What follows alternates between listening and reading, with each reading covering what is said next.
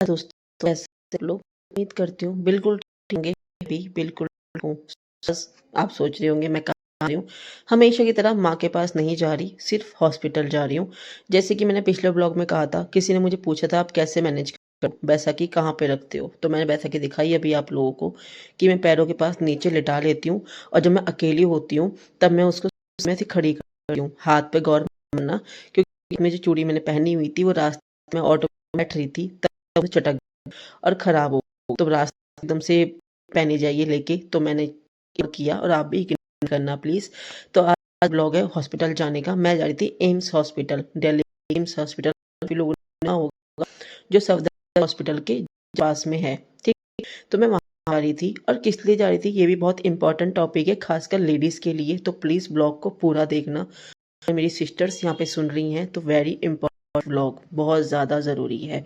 So guys, आप लोगों को पता होगा, खासकर स्पेशल मैं जिस जो लेडीज़ है यहाँ पे उन्हें बोलना चाहूँगी कि आपने सुना होगा कि एक 30 to 31 के एज के बाद हम लोगों की जो बच्चेदानी होती है, मुझे काफ़ी अच्छे से वर्ड नहीं पता, मेरे को नॉर्मली जो मैं हिंदी वर्ड होते हैं मैं उसमें बता रही हूँ आप लोगों को।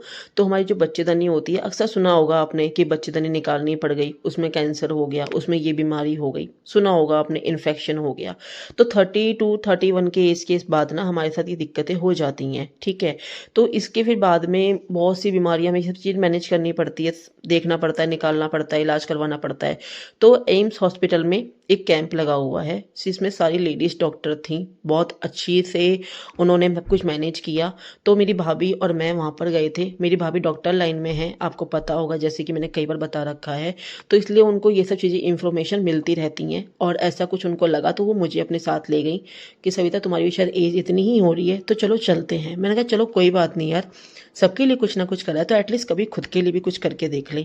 तो आज मैं हॉस्पिटल गई, उन्होंने बहुत अच्छे से टेस्ट किया, ऐसा बिल्कुल भी नहीं कि मुझे अनकंफर्टेबल फील हुआ हो, ऐसा कुछ भी नहीं। सारी लेडीज डॉक्टर थी, 1 रुपया भी मेरा नहीं लगा, सीरियसली मुझे 1 रुपया मेरा यहाँ पे बिल्कुल नहीं लगा। मैं आराम से वहाँ पे से मेरा जाने का किराया लगा, मैं गई, उन्होंने टेस्ट किए और रिपोर्ट मेरी समथिंग 3 दिन के बाद आएगी, वो भी भाभी के फ़ोन पे आएगी। तो मुझे पता भी नहीं रिपोर्ट क्या आई है, कि भाभी ने बताया नहीं है। हो सकता है नॉर्मली होगी, वरना वो बता देती मुझे अभी तक कुछ भी ऐसा वैसा होता तो उन्होंने पूरा टेस्ट किया। और मतलब ये टेस्ट बाहर इतना कॉस्टली होता है काफ़ी ज़्यादा। तो आप भी चाहो, अगर जिसको जाना हो तो प्लीज़, बहुत ज़रूरी टॉपिक है, आप चाहो तो मुझसे बता देना, मैं कमेंट में आपको एड्रेस सेंड कर दूँगी।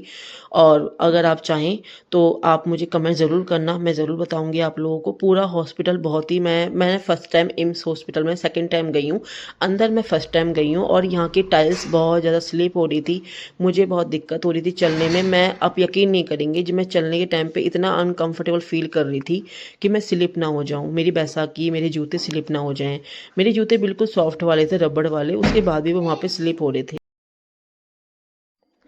आप बिलीव नहीं करेंगे गाइज, मतलब मुझे इतना ज़्यादा वो लग रहा था। भाभी मुझे बोल रही थी यहाँ पे बहुत सारी व्हीलचेयर रखी हुई है, अगर आपने गौर किया होगा तो यहाँ पर ऐसा होता है कि अगर आपको व्हीलचेयर चाहिए तो व्हीलचेयर आप लेके जा सकते हो और मरीज को दिखाने के बाद आप व्हीलचेयर यहाँ पे सबमिट कर सकते हो, यानी खड़ी कर सकते हो।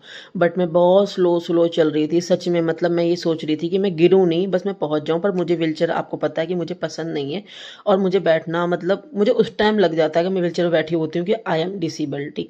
बट लेकिन मेरे को नहीं चाहिए थी व्हीलचेयर। मैंने कहा भाभी आप प्लीज़ मेरे साथ मैनेज करो। मेरी भाभी बहुत अच्छी है यार, मतलब पूरे हॉस्पिटल में उन्होंने बहुत अच्छे से मैनेज किया। कई लोगों को ना अनकंफर्टेबल फील होता है ऐसे पर्सन के साथ चलने में, या बेइज्जती महसूस होती है, बट मेरी भाभी यार, सैल्यूट करती हूँ मैं सच में।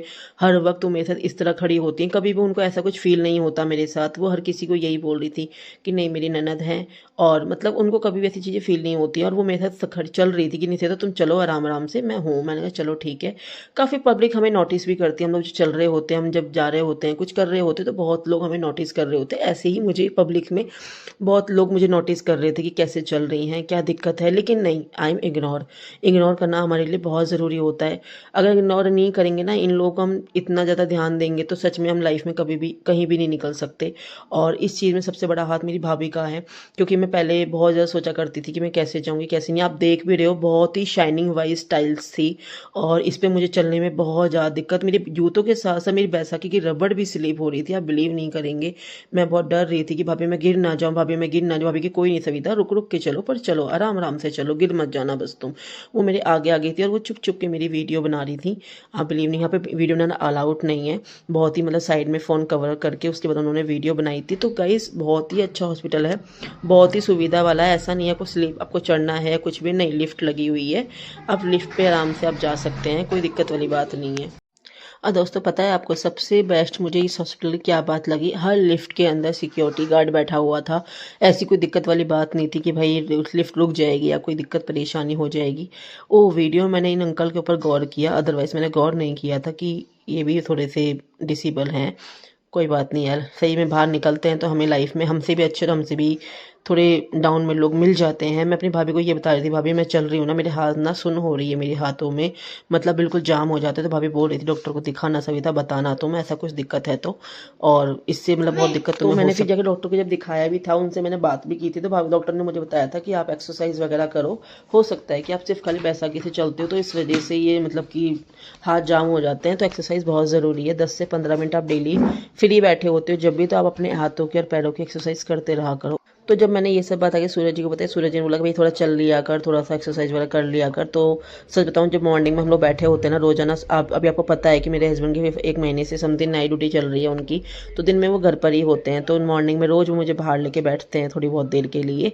तो उस टाइम आज उन्होंने बोला भाई थोड़ा सा घूम तू, राउंड लगा और हाथों की एक्सरसाइज वगैरह कर। तो ये चीज़ मैंने भी नोटिस करी कि बहुत ज़रूरी होती है सच में, वरना हमारी बॉडी जाम हो जाती है। तो ये है लिफ्ट, यहाँ पे मैं लिफ्ट के पास लगभग पहुँच ही चुकी थी।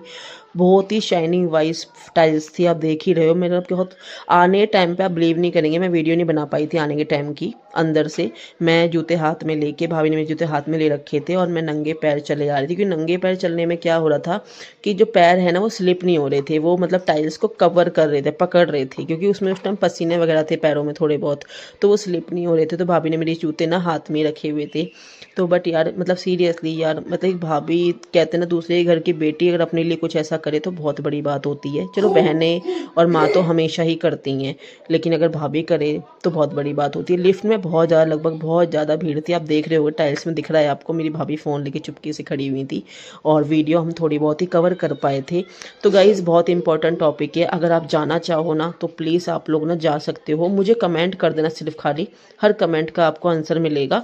और मैं इस अगर आपको जाना हो तो मैं एड्रेस वगैरह आपको मतलब कि वो कर दूंगी, कमेंट कर दूंगी। आप देख भी रहे हो कि लिफ्ट में एक अंकल बैठे हुए हैं, वो कह रहे हैं आराम आराम से आ जाओ कोई बात नहीं। फिर उन्होंने बोला कि नहीं, लिफ्ट में काफ़ी भीड़ है, तो इसलिए वो अभी डाउन में जा रही है। हमें ऊपर जाना था 6th फ्लोर पे, लेकिन लिफ्ट नीचे जा रही थी, तो इसलिए हम लोग रुक गए थोड़ी बहुत देर के लिए बाहर।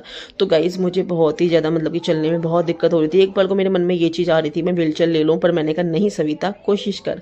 और सच में मैं कोशिश करते करते मैं पहुँच ही गई अंदर तक, और रिपोर्ट मेरी लगभग हो सकता है अच्छी आई होगी। मैं पूछूंगी जरूर भाभी से और आप लोगों से जरूर डिस्कस करूँगी इस बारे में। तो बहुत ही इंपॉर्टेंट टॉपिक है भाई, एक बार आप जाकर देखो, ज़्यादा दूर भी नहीं है। जो दिल्ली में रहने वाले हैं उनके लिए कोई बड़ी बात नहीं है। सफदरजंग हॉस्पिटल के सामने जस्ट एम्स हॉस्पिटल है, बहुत अच्छी फैसिलिटी थी, आपने देखा भी होगा, बहुत ही अच्छी फैसिलिटी, डॉक्टर भी काफ़ी अच्छे थे। हमने सिर्फ फॉर्म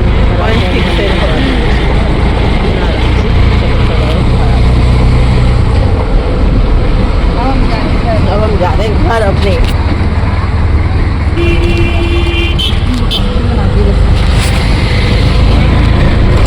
कैमरा गंदा होती है ना, 0.56 में तुम्हारा अच्छा नहीं आता। मैं शाम को रुकूंगी ना भाईजान भाई में, तो मेरे इस पे वो लगवा देना शाम को,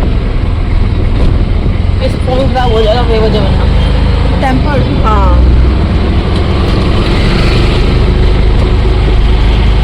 ऐसा हम घर जा रहे हैं, घर।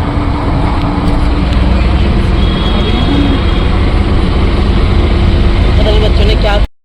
तो फाइनली दोस्तों हम अपने घर पहुंच चुके हैं, और जब मैं हॉस्पिटल में गई थी, हम लोग अंदर का अलाउड नहीं था क्योंकि एम्स हॉस्पिटल में वीडियोस बनाना अलाउड नहीं है बिल्कुल भी। हमने जो थोड़ी बहुत बनाई थी ना वो छुपके से बनाई थी।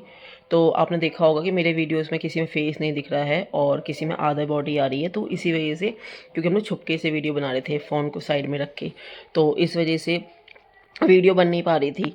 तो क्या बोलते हैं मतलब बहुत अच्छी फैसिलिटी थी। टेस्ट हो चुके हैं लगभग मेरे, रिपोर्ट समथिंग 4 से 5 दिन में रिपोर्ट मेरी आ जाएगी फ़ोन पर ऑनलाइन। कोई इश्यूज़ होगा तो वो बुलाएंगे, और कोई इश्यूज़ नहीं होगा तो हमें 5 साल बाद दोबारा टेस्ट करवाने पड़ेंगे। तो भाई हम बहुत बड़ी बात है, बाहर ये टेस्ट कम से कम 6 से 7 हज़ार में ये टेस्ट होता है, बट यहाँ पे फ्री में हो गया। सीरियसली 1 रुपया भी नहीं लगा मेरा इसमें, जिसमें बस मुझे जाने-आने का किराया लगा मेरा, जो मेरे को जाने-आने का किराया था मेरा वही लगा। अदरवाइज़ मेरा इसमें कोई भी 1 रुपया भी नहीं लगा और बहुत अच्छे से टेस्ट हो गया मेरा।